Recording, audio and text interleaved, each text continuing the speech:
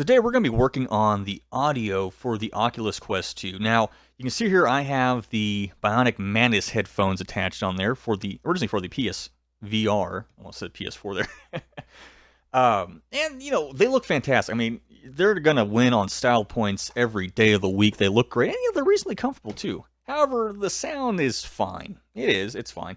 It's better than the onboard audio solution that Oculus had installed there, which, again, to be fair there, for what essentially looks like cell phone speakers, it sounds all right for that. These are a little better, but we're going to step it up a little bit here. And now I went ahead and picked up a pair of Koss Porta Pros, which my understanding, somebody can correct me on this, I'm probably absolutely wrong now I'm going to say that, but these were the original drivers in the Rift CV1. Now, and apparently people really like the audio on that. So what we're going to be attempting to do is modify these where they can attach directly to the lead strap. Now, I know there are a lot of 3D printed parts you can buy for tack on there. However, I want to see if I can get this done without buying anything extra with stuff I have laying around the house. Now, admittedly, I have a soldering iron, I have shrink wrap or heat shrink, as well as double-sided tape and zip ties. So between that, we should be able to fix something on there. But that's enough rambling. Let's go ahead and get on to the work.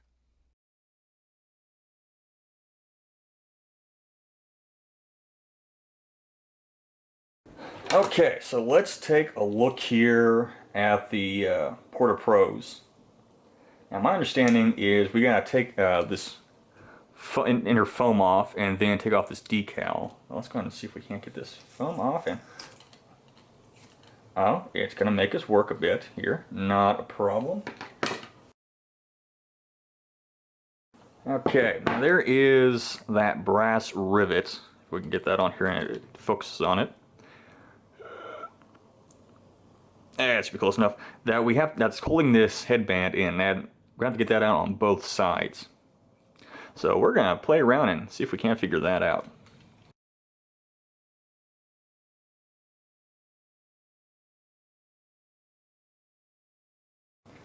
Okay, now something I forgot to mention is these pop out, so you can just kind of pull them off. I knew I was supposed to do that first, but I didn't do it anyway.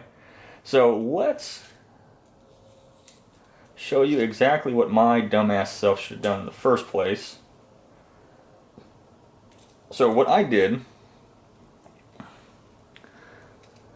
let's get that removed here. So I was trying to go about this from the wrong side. So what I should have done in the first place, and I think I remember reading something about this where somebody had done this before, is poke my little eyeglass screwdriver here through the other side, take off the metal decal, and then that exposes the side we need to get to. And I took a tiny screwdriver, which I don't ever use, and I have quite a few of these bit sizes, and you'll have this lip around the rivet that holds it in place effectively. The proper terminology escapes me here at the moment, unfortunately. And you just kind of go around the side, outside, and just kind of work it up until you can push it out through the other side and pull it out with your pliers. So let's see.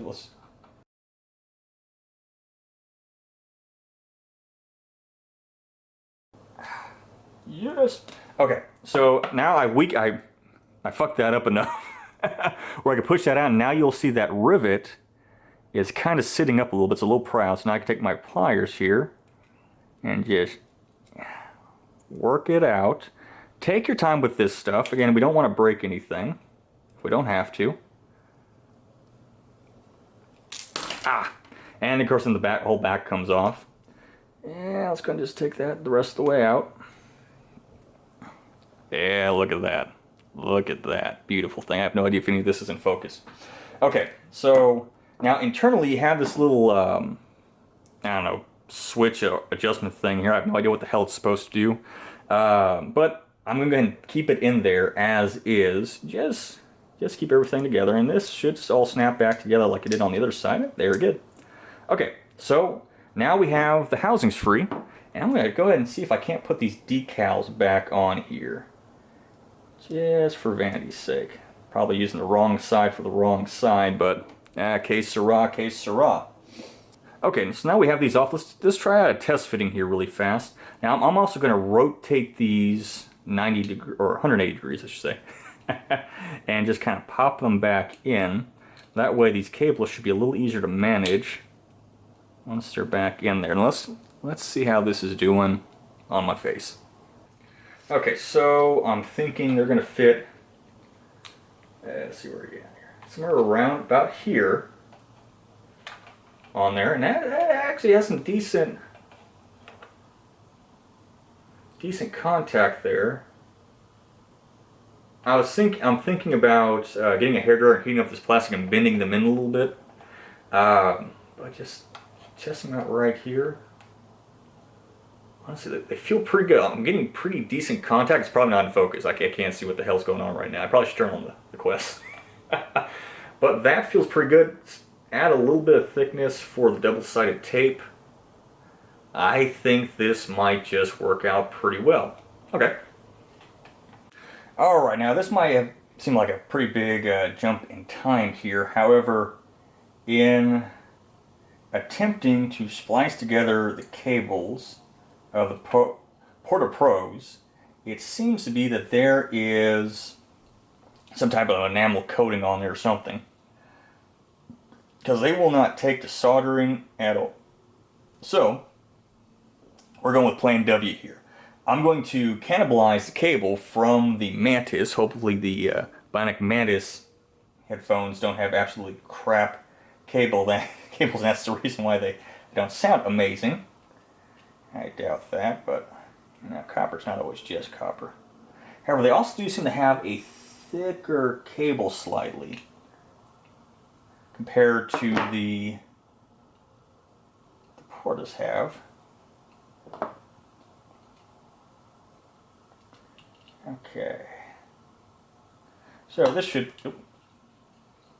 take considerably less time and get taken care of pretty quickly. Now, there's this little cable running guide here. There is a little shield on these Portas that kind of hide the whole connection point here. Okay, now let's take our trusty soldering iron. Let's start removing these.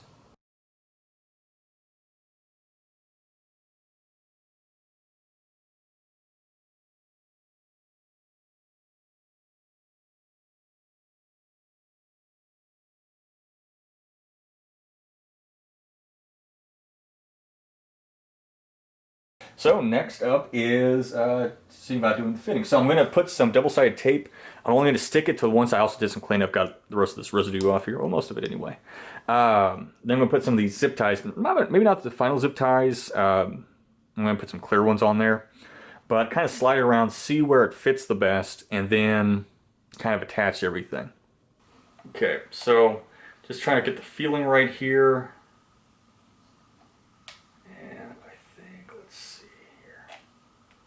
About here. So I'm going to take that off.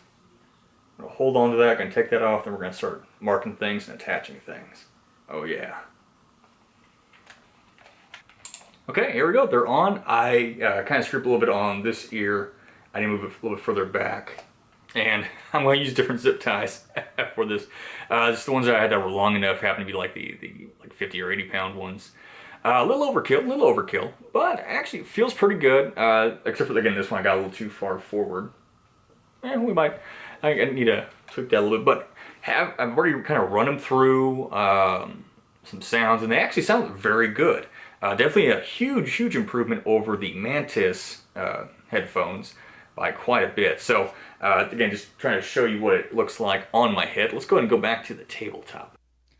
Okay, so that took a little bit of time, because I'm going to speed up the entire process and cut a bunch of stuff out. But yeah, so we finally, or at least I should say, I have finally gotten this thing on there. It doesn't look like much, as far as the finished product goes, but I can tell you that sounds absolutely fantastic on here. So now again, this one I'm going to have to adjust a little bit, like I had mentioned. It's a little too far forward. That's on me.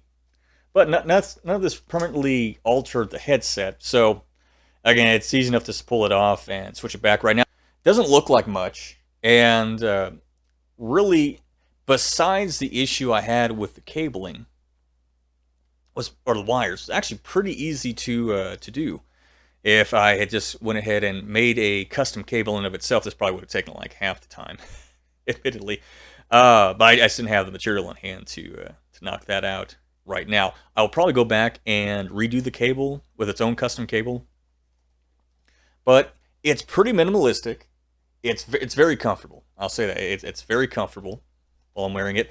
I did not have to heat up and bend in these arms to get a better seal on my ears. They touch my ears perfectly fine. But again, that's my head shape, my ears. But there we go. So now we have the Oculus Quest 2 loaded up with headphones that are using the same driver as the original Rift CV1. And it sounds great. And these cost me about $20 on Amazon. They usually go for like 40 or 30 bucks. So thanks for watching. And if you made it this far, oh my God, you must have a lot of patience. But like, comment, subscribe. We're going to be doing some more tweaks here as issues come up that might need solutions. And I hope you have a fantastic rest of your day.